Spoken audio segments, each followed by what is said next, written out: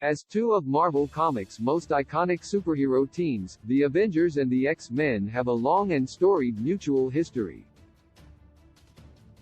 Unfortunately, not all of that history is positive, and the Earth's mightiest heroes have come to blows with Marvel's Merry Mutants on more than one occasion.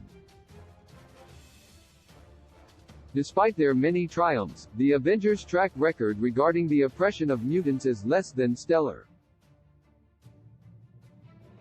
Keeping that in mind, it's far from surprising that the two teams don't always get along.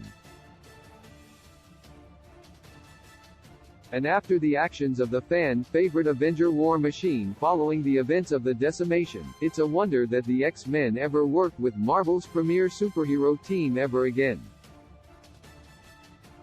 After the events of House of M by Brian Michael Bendis and Olivier Coipel sees the world's mutant population decrease to a dwindling 198, the X-Men officially become the figureheads of an endangered species. As such, the Office of National Emergency, under the direction of Valerie Cooper, works to protect the world's remaining mutants by sequestering them in the Xavier Institute. But with some of the most dangerous characters in the Marvel Universe calling that mansion home, standing guard isn't a job for typical SHIELD agents. As such, that position is taken up by the one group known for keeping a close watch on mutants, the Sentinel Squad 1. Unlike the Sentinels of the past, however, these metallic golems first appear in Decimation, House of M, the day after number 1 by Chris Claremont, Randy Green, and Aaron Lopresti as manned vessels turned into oversized Iron Man armors by none other than Call. James Rhodes himself, much to the extreme discomfort of every mutant in the Institute.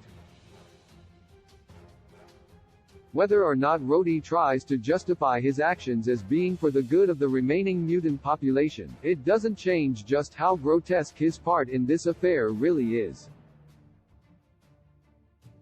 Sentinels are literal monoliths of mutant oppression, and regardless of intentions, having them stand guard over the world's few remaining mutants essentially turns the Xavier Institute into a reservation, not a sanctuary.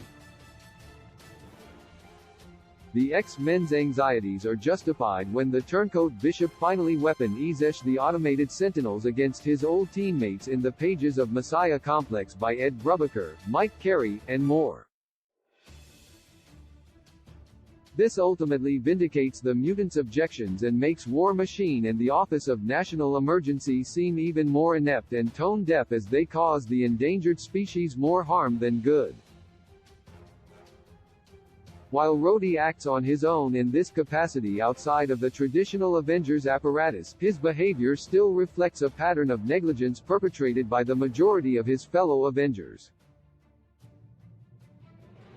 Not only do they rarely involve themselves in mutant affairs due to more traditional superhero concerns even when the species is on the verge of extinction, but they actively turn a blind eye to the mutants' suffering even when directly confronted with the reality of their situation.